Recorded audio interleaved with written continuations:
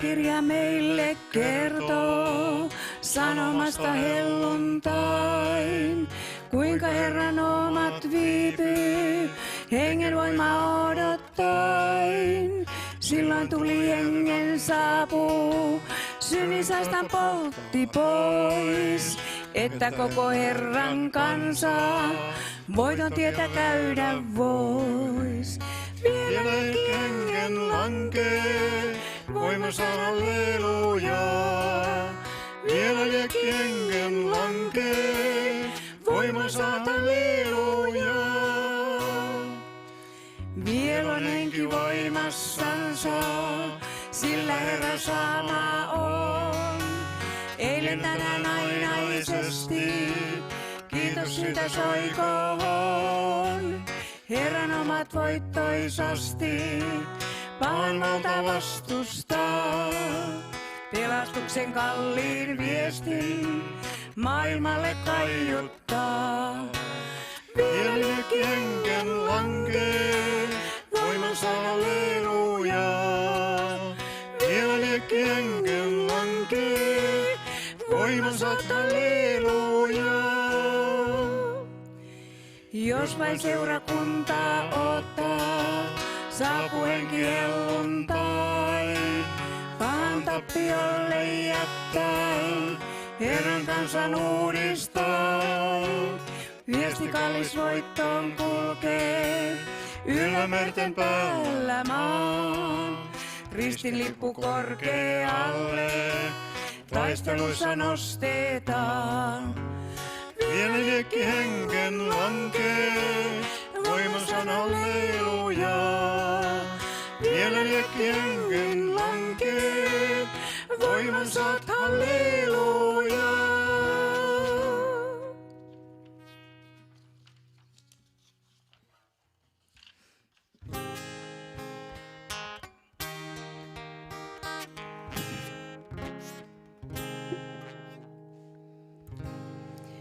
Oi Herra, anna tultasi ja puhdista sun kultasi.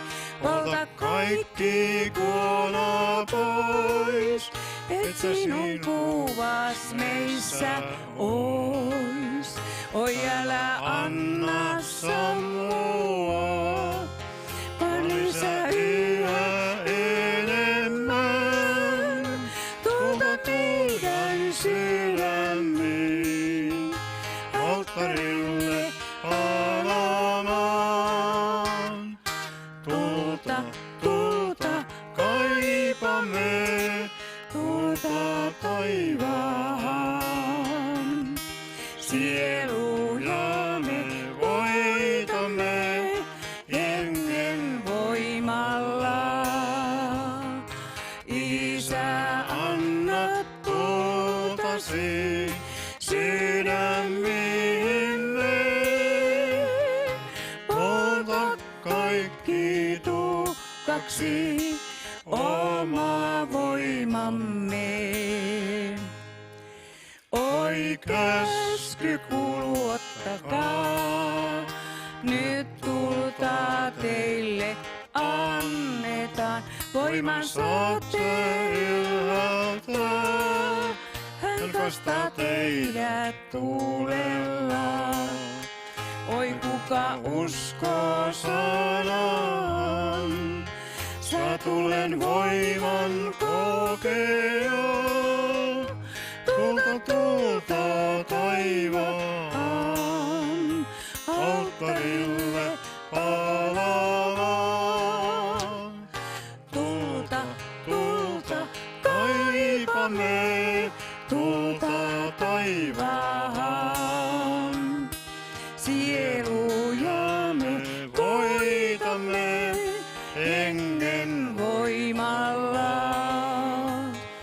Isä, anna tultasi sydämiimme. Polta kaikki tuhkaksi oma voimamme.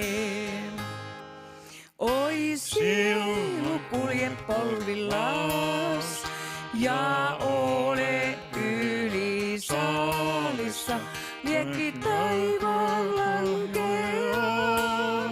ja kielen siiteet aukeaa. Saat uusin kielin ylistää, sä taivaallista ystävää.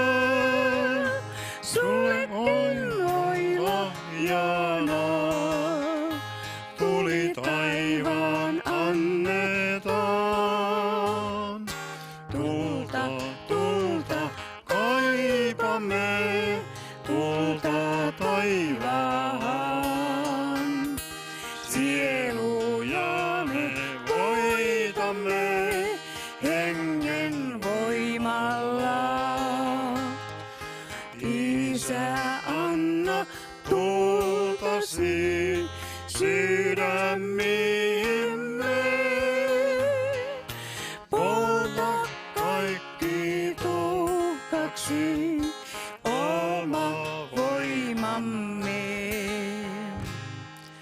Oi Herra, Herra Elian, sä olet tuulen Jumala. Tulta anna ylhäältä, se kirkastaa sun nimeäs. Me emme elä savussa, vaan tulta sydän haloja. Tulta, tulta enemmän, syttyköön se palamaan. Tulta, tulta kaipaamme, tulta taivaan. Sieluja me voitamme hengen voimalla. Isä, anna tultasi sydämiimme. Polta kaikki tuhkaksi oma voimamme.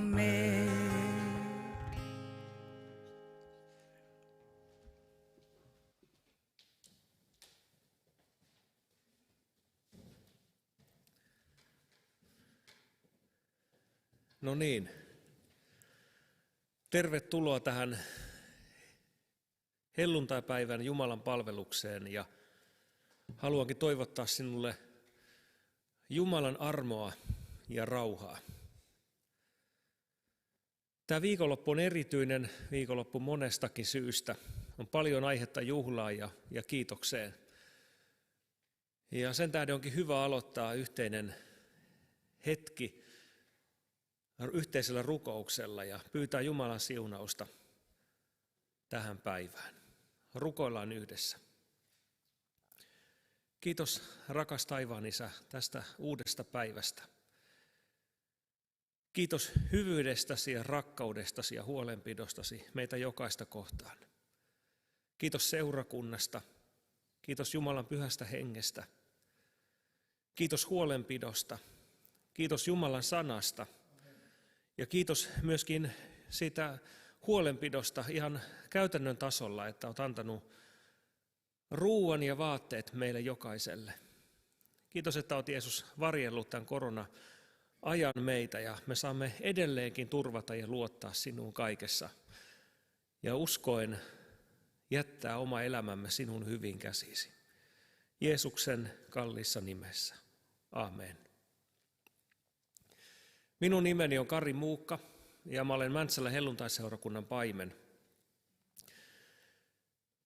Ja tämä sunnuntai on aivan erityinen monestakin syystä. Seurakunnan juuret on hyvin vahvalla pohjalla Israelin kansan historiassa ja puhutaan juutalaiskristillisestä kulttuurista. Raamattu Jumalan sana on hyvin vahvasti juutalainen kirja.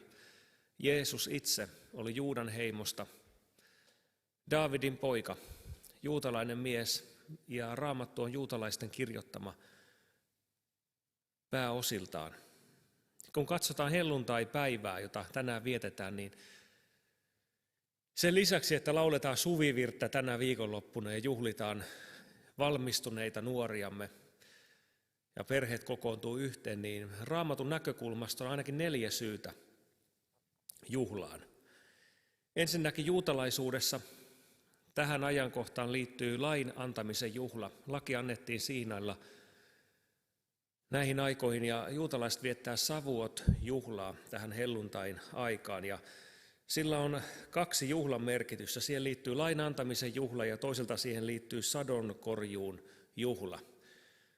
Ja silloin Israelissa juhlitaan siis sitä, että Jumalan sana on annettu meille ja toisaalta, että satoa riittää.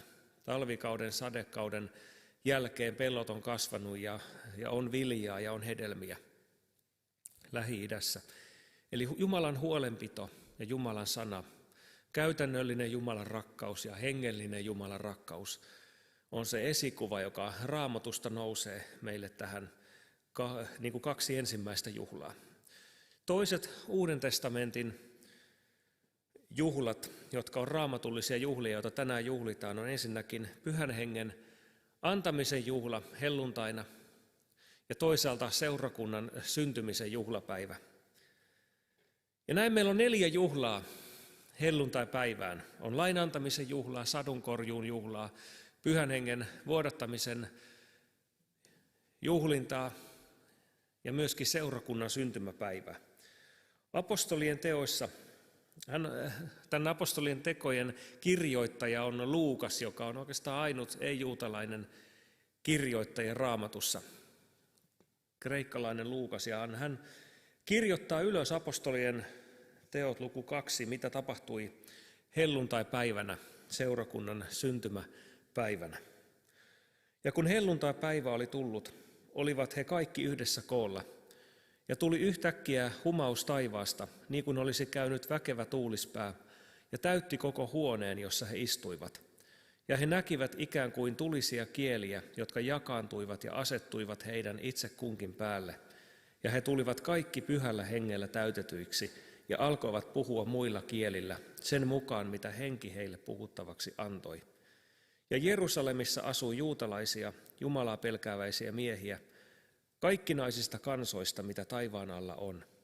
Ja kun tämä ääni kuului, niin kokoontui paljon kansaa, ja he tulivat ymmälle, sillä kukin kuuli heidän puhuvan hänen omaa kieltänsä. Ja he hämmästyivät ja ihmettelivät sanoen, katso, eivätkö nämä kaikki, jotka puhuvat, ole galilealaisia? Kuinka me sitten kuulemme kukin sen maan kieltä, jossa olemme syntyneet? Ja näin Jumalan sana vahvistaa sen, että evankeliumi kuuluu kaikille kansoille. Jos siellä olisi ollut suomalaisia paikalla ensimmäisenä helluntaina Jerusalemissa, niin varmasti Jumalan henki olisi puhunut myös suomen kielellä. Ihmiset saavat kuulla Jumalan sanan ja liittyä Jumalan perheväkeen, saada nimensä elämän kirjaan, joka on taivaassa, ja saada myös taivaan kansalaisuuden. Se on Jumalan evankeliumia, että kaikki synnit annetaan anteeksi jokaiselle, joka Jeesuksen nimeen uskoo.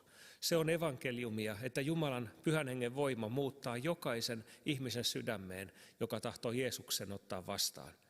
Ja se Pyhän Hengen voima on muuttavaa voimaa, ja se antaa meille uuden elämän, uuden suunnan ja uudet lähtökohdat loppua kohti.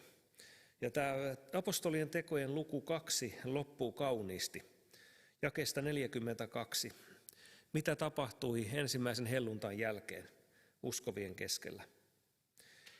Jotka nyt ottivat hänen sanansa vastaan, ne kastettiin ja niin heitä lisääntyi sinä päivänä noin 3000 sielua.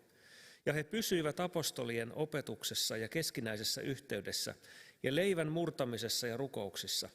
Ja jokaiselle sielulle tuli pelko ja monta ihmettä ja tunnustekoa tapahtui apostolien kautta.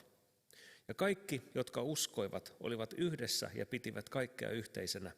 Ja he myivät maansa ja tavaransa ja jakelivat kaikille sen mukaan kuin kukin tarvitsi. Ja he olivat alati joka päivä yksimielisesti pyhäkössä ja mursivat kodeissa leipää ja nauttivat ruokansa riemulla ja sydämen yksinkertaisuudella, kiittäen Jumalaa ja ollen kaiken kansan suosiossa. Ja Herra lisäsi heidän yhteyteensä joka päivä niitä, jotka saivat pelastuksen.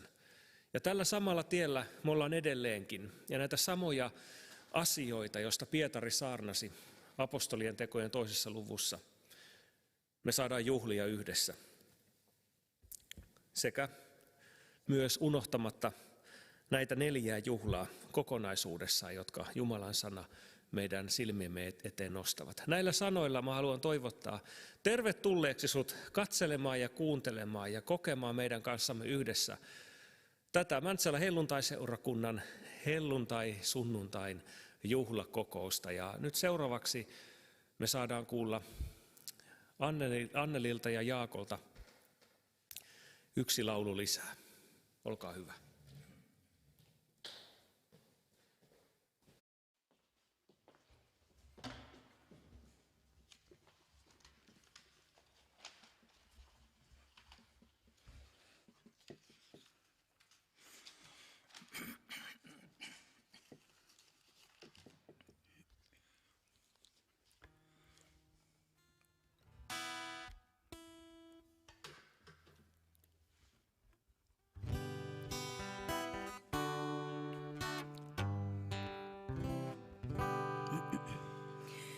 Ihmet ja merkit taas ilmenee, valmistaen morsiamen.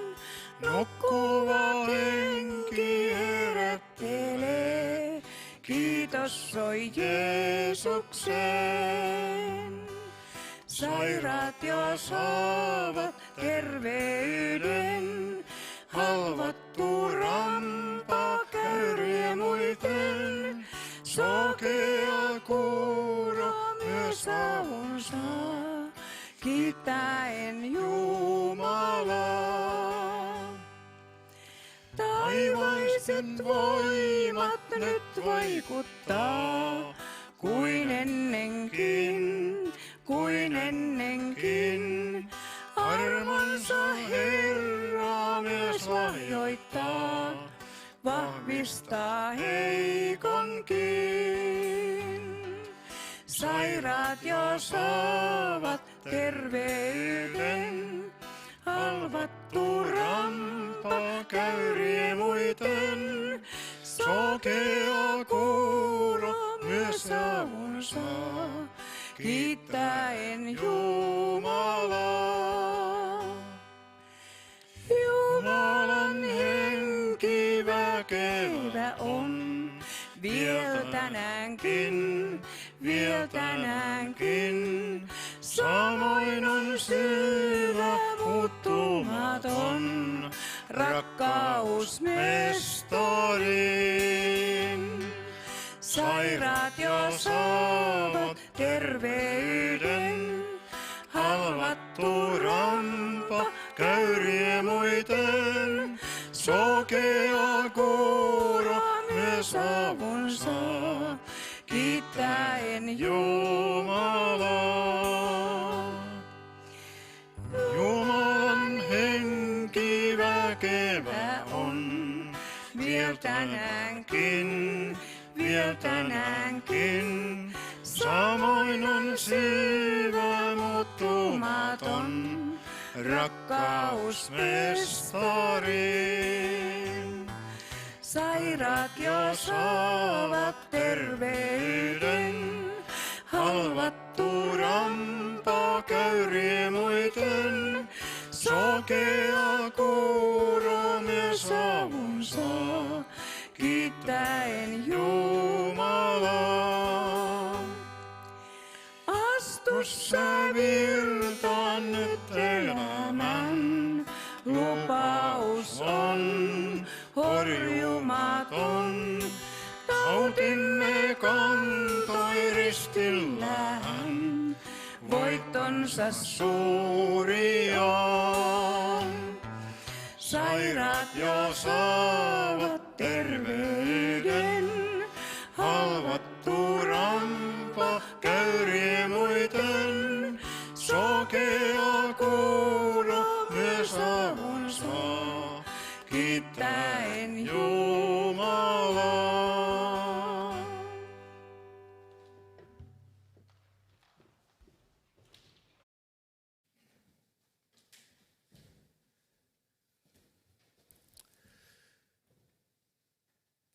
Tänään meitä musiikissa palvelee Anneli ja Jaakko Korento.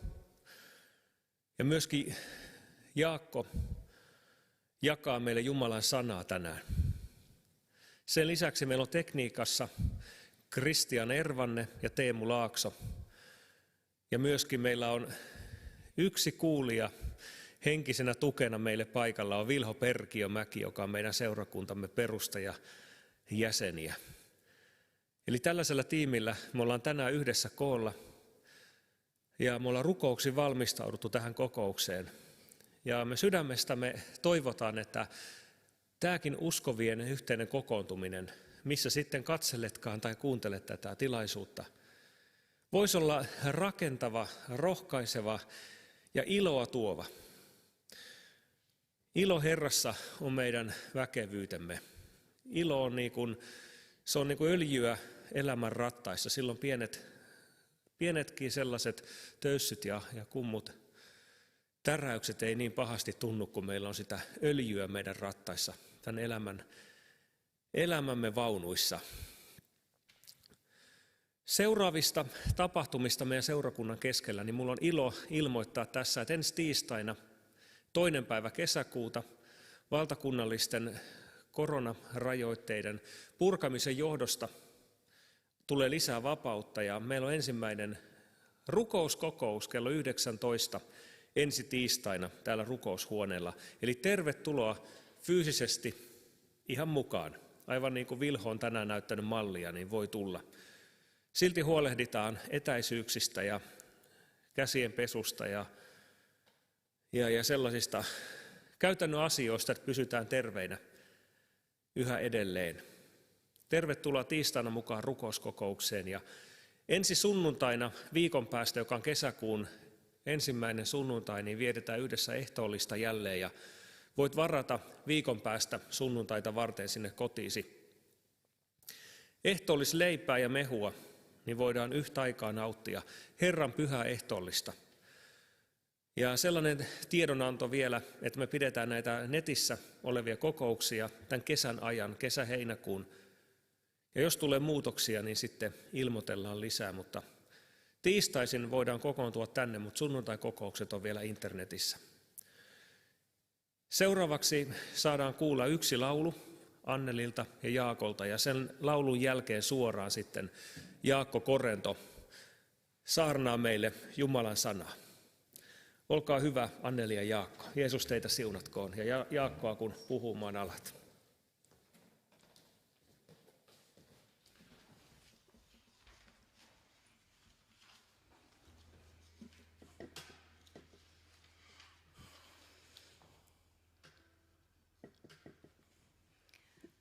Laulamme hengellisestä laulukirjasta numeron 128. Voit tulla mukaan lauluun ja laulu alkaa Kasta mua hengellä helluntain. Ennen tätä laulua niin luen yhden raamatun paikan.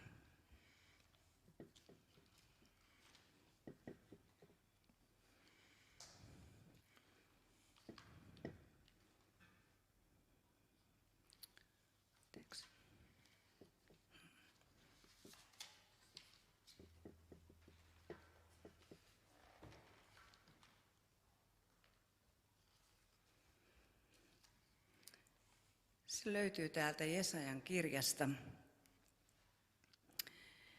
51 luku. Jakeet 1, 7 ja 9. Kuulkaa minua te, jotka pyritte vanhurskauteen, te, jotka etsitte Herraa. Katsokaa kalliota, josta teidät on lohkaistu, ja kaivosaukkoa, josta teidät on louhittu. Kuulkaa minua te, jotka tunnette vanhurskauden, kansa, jonka sydämessä on minun lakini. Älkää pelätkö ihmisen pilkkaa, älkää säikkykö heidän herjauksiaan. Herää, herää, Pukeudu voimaan, sinä Herran käsivarsi. Herää niin kuin menneinä päivinä, muinaisten sukupolvien aikana. Herra kutsuu meitä eteensä. Ja hän kutsuu meitä niin muinaisiin aikoihin. Herra haluaa kastaa meitä enemmän Pyhällä Hengellä tänä päivänä. Ja tehdä jokaisesta hänen valtakuntansa työntekijän. Ja se voima on meille luvattu. Ja se on Jumalan voima, joka muuttaa ihmisen. Amen. Nyt laulu 128.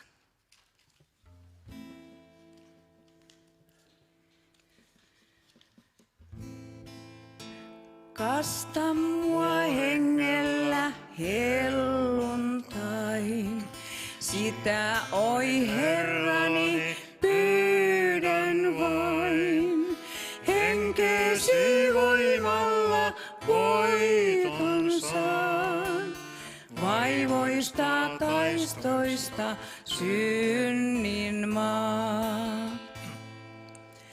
Kasta mua hengellä helluntain, sytytä liekkisi rintahain. Liekkimi kuluttaa kuonan pois, anteeksi antavan mielen lois. Kasta mua hengellä helluntain, uudista työsi mun sielussain, niin että sinulle toimin tein. Kiitosta veisaisin päivin öin. Kasta mua hengellä helluntain, että mä valvoa voisin ain. Valvoa kunnes jo muuttaa saan, kotiini taivaan kunniaa.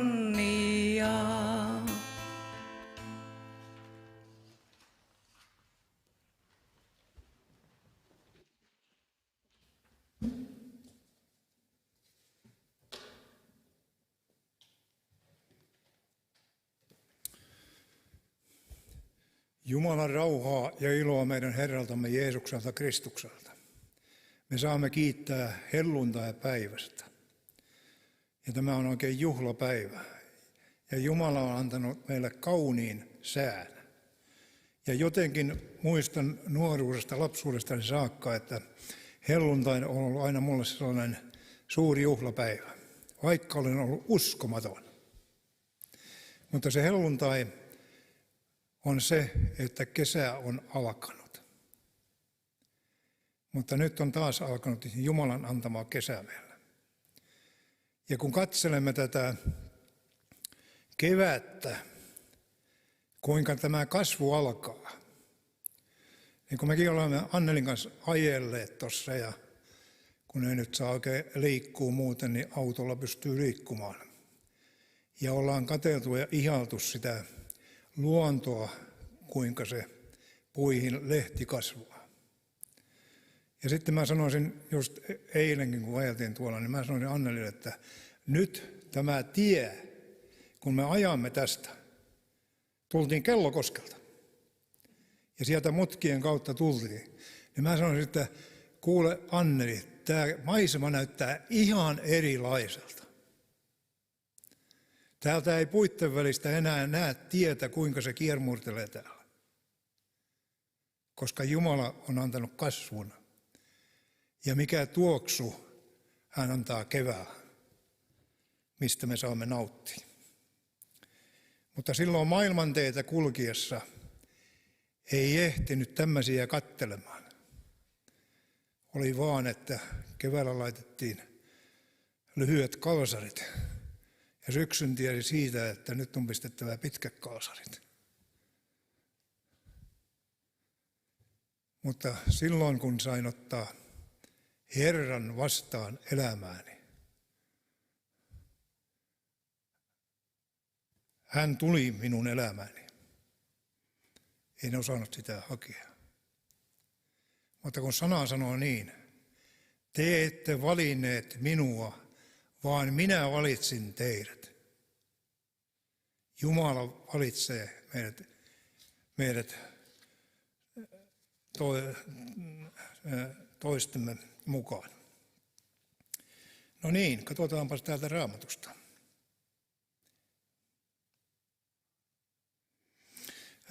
Tämä kuuluu tähän helluntaihin ja mä taidankin jostain muusta kyllä puhua, mutta Johanneksen evankeliumi 7. jae ja siitä eteenpäin.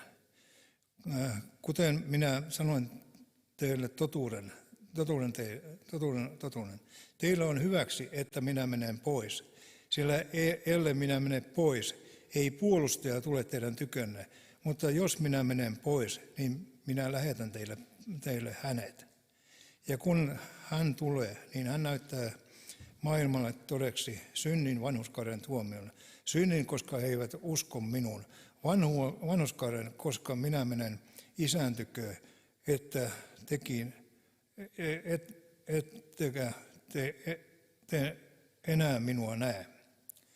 Ja tuomion, koska maailma ruhtinas on tuomittu. Minulla on vielä paljon sanottavaa teille, mutta te ette voi nyt sitä ottaa vastaan. Mutta kun hän tulee, totuuden henki, johdattaa hän teidät kaikkeen totuuteen, sillä se, mikä hän puhuu, ei ole hänestä itsestään, vaan minkä hän kuulee, sen hän puhuu ja tulevaiset hän teille julistaa. Siinä on hyvä sana. Tämä lyhyt teksti, siinä on paljon tätä sanomaa, mitä Pyhä Henki tekee. No niin. Ja mitä Johanneksen apostolin teossa ensimmäisessä luvussa sanotaan, täällä jo puhuttiin tämä teksti, mitä toisesta luvusta ja alusta. Mutta täällä apostolin teossa sanotaan, kun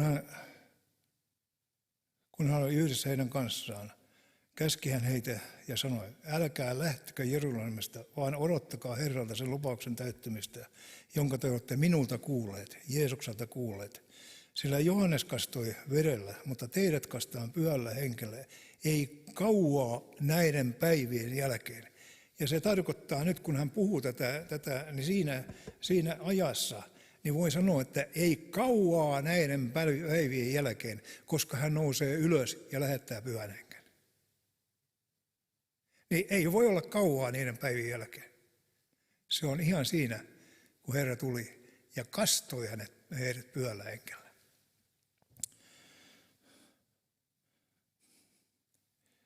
Niin he ollessaan koolla kysyivät häneltä sanoen, Herra, tälläkö ajalla sinä jälleen rakennat Israelin valtakunnan? Hän sanoi heille, ei ole teidän asianne tietää aikoja eikä hetkiä, jotka Isä oman valtansa voimalla on asettanut. Kuulijat ajatteli ihan toista asiaa, mitä Jeesus puhui. He ajattelivat, että tälläkö hetkellä sinä rakennat Israelin valtakunnan. He ajattelivat ihan toisia asioita. Hän sanoi heille, ei ole teidän asianne tietää aikoja eikä hetkiä, jotka Isä oman valtansa voimalla on asettanut. Vaan kun Pyhä Henki tulee teihin, niin te saatte voiman ja tulette olemaan minun todistajani sekä Jerusalemissa että koko Juudeassa ja Samariassa ja aina maan ääriin saakka. Ja kun Pyhä Henki tulee meihin, ja hän saa meitä kuljettaa. Olen näiden vuosien aikana kokenut ihania Pyhän Hengen kokemuksia. ja siitä, miten hän kuljettaa.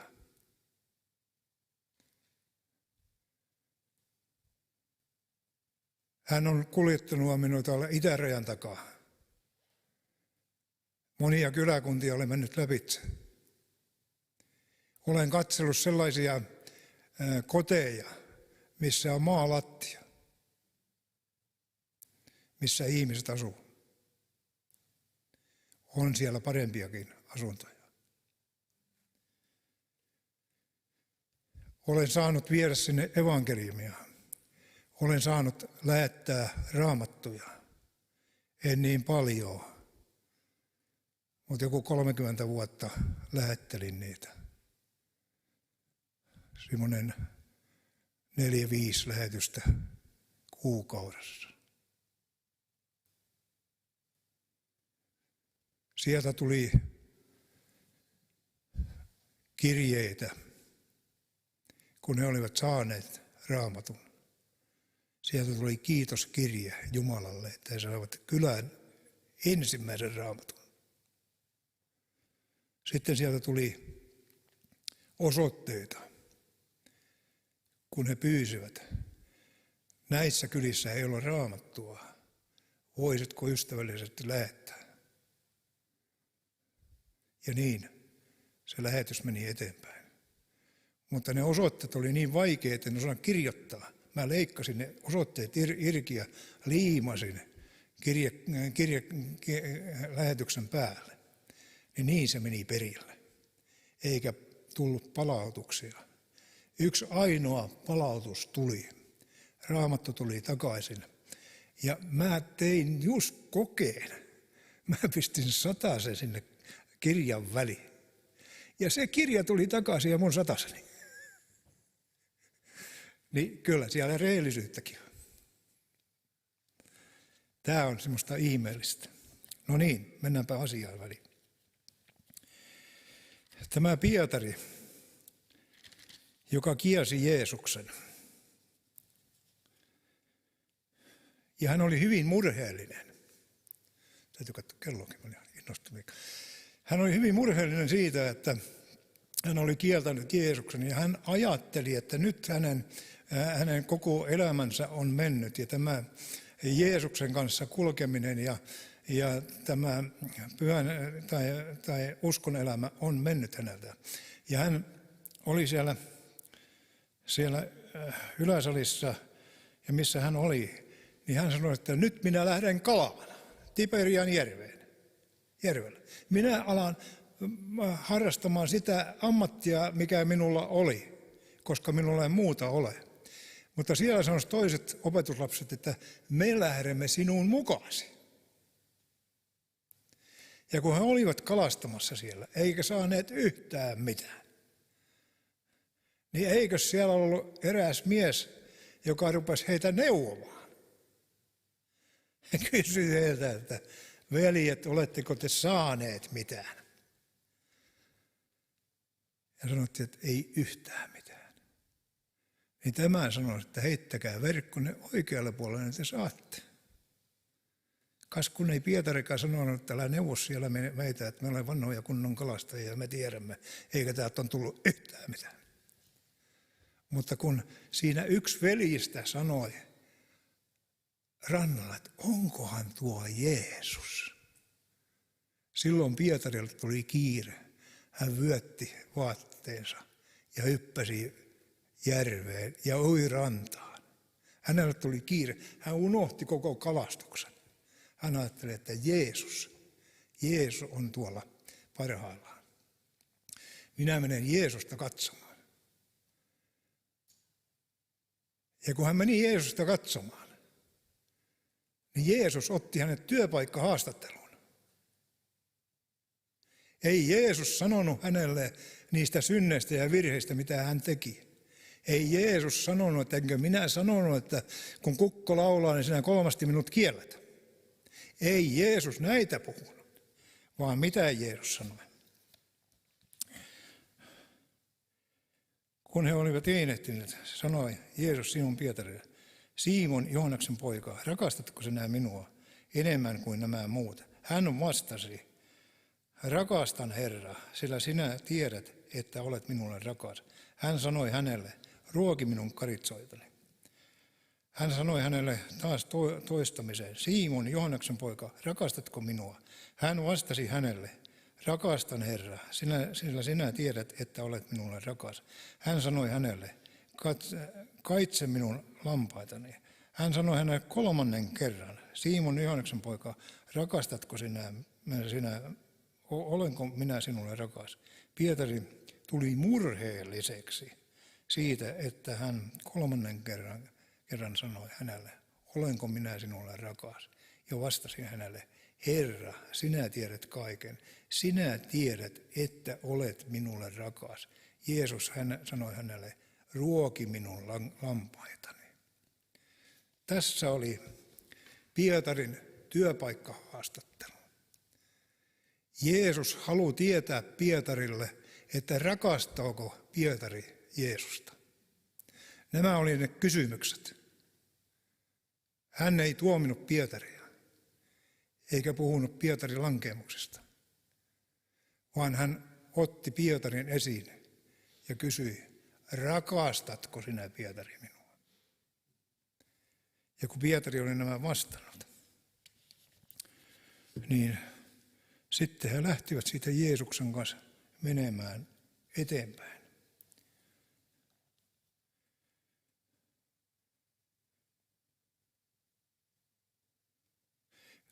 Totisesti minä sanon sinulle, kun olit nuori, niin sinä vyötit itsesi ja kulit minne tahdoit, mutta kun vanhenet, niin sinä oinat kätesi ja sinut vyöttää toinen ja vie sinut minne et tahdo. Mutta sen hän sanoi antaakseen tietää, minkälaisella kuolemalla Pietari oli kirkastavaa Jumalaa. Hän oli kirkastavaa kuolemallaan Jumalaa. Ja tämän sanottu hän lausui hänelle, seuraa minua. Niin Pietari kääntyi ja näki sen opetuslapsen, jota Jeesus rakasti, ja joka oli myös aterioitaessa nojannut hänen rintaansa vasten. Ja sanoi, Herra, kuka on sinun kavaltasi? Kun Pietari hänet näki, sanoi hän Jeesukselle, Herra, kuinka sitten tämän käy? Jeesus sanoi hänelle, jos minä sanoisin, että hän jää tänne siihen asti, kunnes minä tulen, mitä se sinun koskee? Seuraa sinä minua. Tämä on ainakin mulle semmoinen hyvä sana. Mun on turha katsella muita ja ihmetellä muita, kun tässä sanotaan, mitä se sinun koskee? Seuraa. Hän on käskenyt minun seuraamaan Jumalaa. Jättää muut asiat ja kuunnella, mitä Pyhä Henki sanoo. No niin, kun tämä Pyhä Henki oli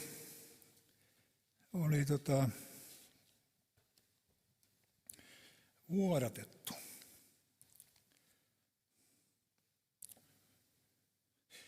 Tässä mä jatkan tästä pikkasen kesken sulta, niin mä korjaan.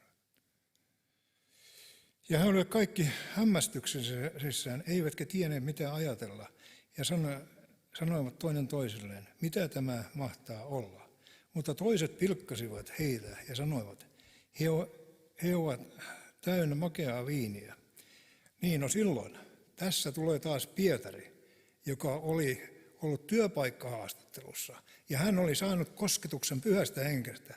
Tämä Pietari ei pelkännyt enää juutalaisia, ei pappeja eikä viskaalia, vaan hän astui esiin. Niin Pietari astui esiin niiden 11 kanssa ja korotti äänensä ja puhui heille.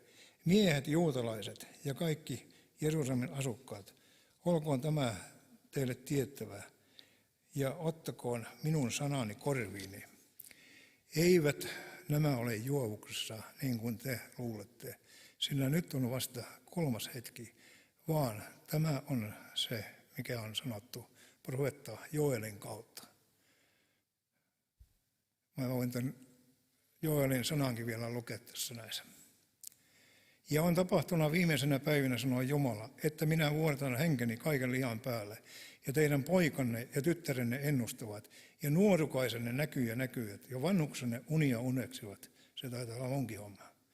Ja myös palvelijan ja palvelijoiden päälle minä niinä päivinä vuodan henkeni, ja he ennustavat. Ja minä annan näkyjä ja ihmeitä ylhäältä taivaasta ja merkkejä alhaalta maan päällä verta ja tulta ja savupatsaista. Aurinko muuttuu pimeydeksi ja kuu vereksi, ennen kuin Herran päivä tulee, tuo suuri ja julkinen. Ja sitten tässä on tämä ihana sana. Ja on tapahtumaa, että jokainen, joka huutaa avuksensa Herran nimeä, pelastuu. Mitä muuta Pietari sanoi? Mennäänpä tähän näissä 36. Varmana tietäköön siis koko Israelin huone, että tämä Jumala on hänen Herraksi ja Kristukseksi tehnyt tämän Jeesuksen, jonka te ristiin naulitsitte. Mitäs tässä tapahtui? Siellä oli tämä rötyporukka kuulemassa. Mä olen ajatellut, että tämä porukka, nämä 3000, jotka olivat siellä, nämä olivat sitä porukkaa, jotka huusivat silloin, kun Jeesus tuomitsi. He huusivat, ristiin naulitse, ristiin naulitse. Ja nyt kun he kuulivat tämän, mitä Pietari puhui pyhässä hengessä, kun he tämän kuulivat, saivat se piston sydämään ja sanoivat Pietarille ja muille apostolille, miehet, veljet, mitä meidän pitää tekemään?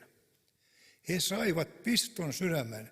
Jumalan pyhä henki kosketti just heitä. He tulivat syntiseksi.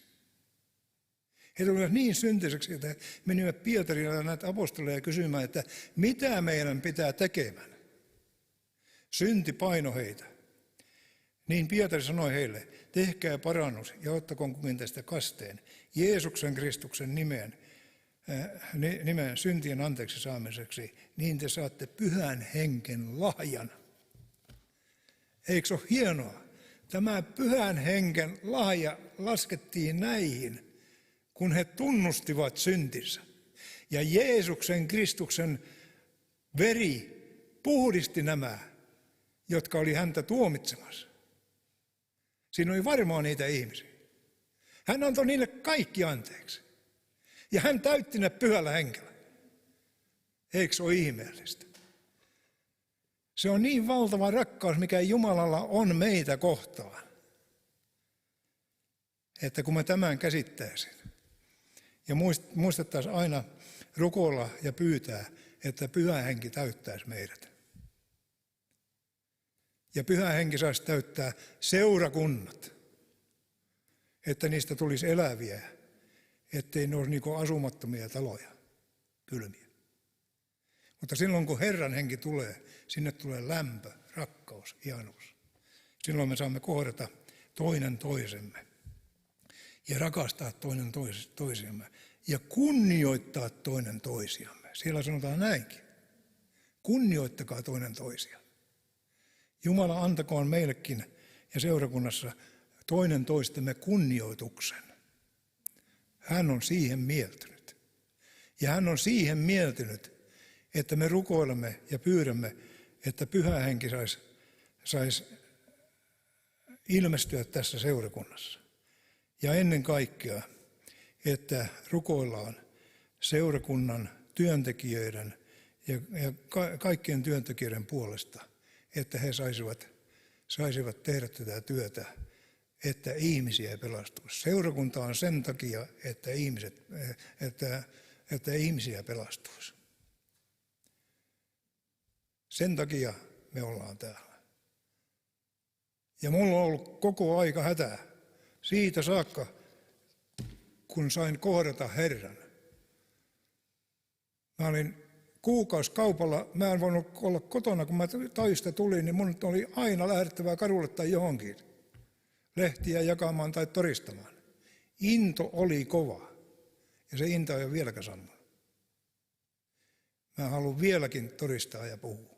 Minä haluan vielä rukoilla kadulla ja kujilla. Ei seurakunnissa, vaan kadulla ja kujilla.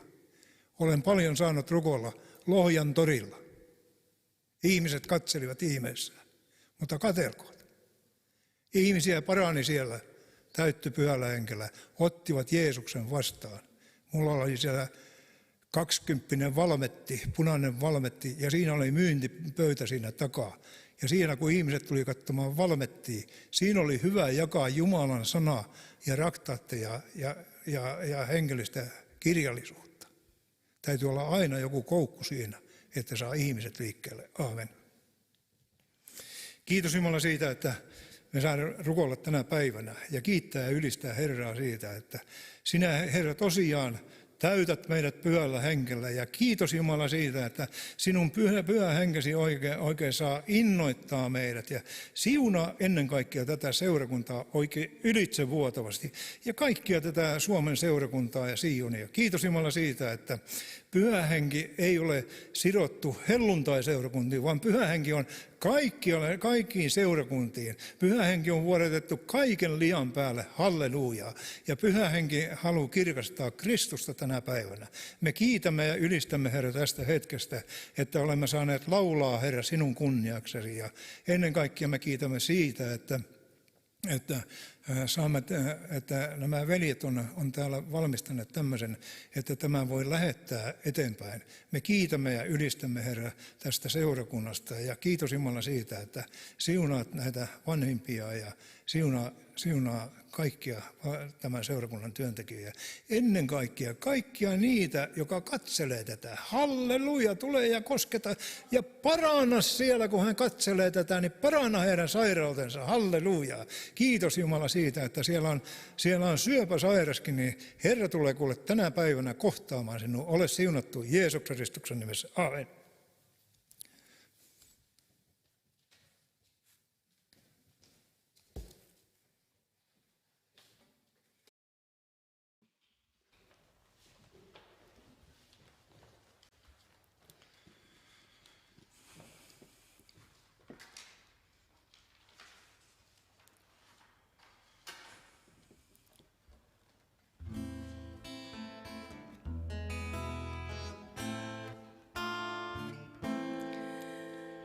Nosta katseesi ylös, kohta lähdetään. Hengessä jo näen kirkkaan määränpään, et hän tahdo jäädä koskaan yön päälle maan. Jeesus sulle tarjoaa armoa. Aika edessämme on, jolloin Herran morsion nostaa synnin maasta taivaan loistoon. Silloin uskovien toivo vihdoin täyttymyksen saa, niin kuin Herran sana ilmoittaa. Nosta katseesi ylös, kohta lähdetään. Hengessä jo näen kirkkaan määränpään, et hän tahdo jäädä tuskaan tänne päälle maan. Jeesus sulle tarjoaa armoa. Kun hän saapuu loistossaan, tahdon olla omanaan. Ootko valmis myös pilviin nousemaan? Ajan vaivat sekä taistelu, ne kaikki taakse jää. Taivas kirkkaus on määränpää. Nosta katseesi ylös, kohta lähdetään. Hengessä jo näen kirkkaan määränpään, et hän tahdo jäädä tuskaan yön päälle maan. Jeesus sulle tarjoaa armoa. Kun hän saapuu loistossaan, tahdon olla omanaan. Ootko valmis myös pilviin nousemaan? Ajan vaivat sekä taistelu, ne kaikki taakse jää. taivaan kirjaus on määränpää. Nosta katseesi ylös, kohta lähdetään. Hengessä jo näen kirkkaan määränpää, et hän tahdo jäädä tuskan yön päälle maan. Jeesus sulle tarjoaa armoa.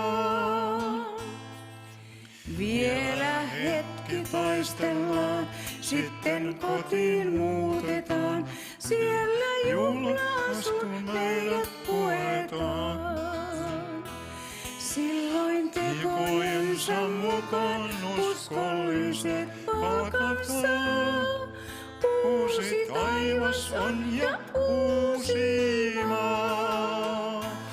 Nosta katseesi ylös, kohta lähdetään. Hengessä jo näen kirkkaan määränpää, et hän tahdo jäädä tuskan yön päälle maan. Jeesus